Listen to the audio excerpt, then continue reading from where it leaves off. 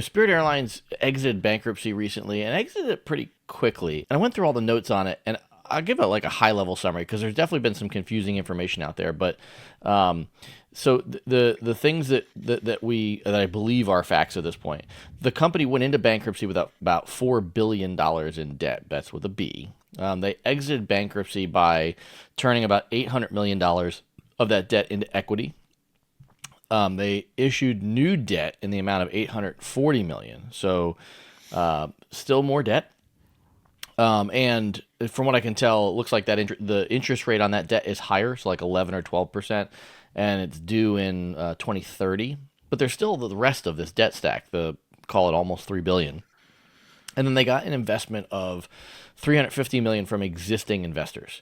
While they were in bankruptcy, they had to report financials on a monthly basis. They lost $100 million in January. They lost $1 billion with a B in 2024. So the way I look at this is that even with some like unclear cash on hand, I mean, they've probably got 6 to 9 months worth of cash on a business that will lose money until probably June, maybe May. So walk me through what if you're $4 billion in debt and you issue $800 million in equity. Who is buying said equity? The equity that they issued, that's existing investors. So effectively, existing investors.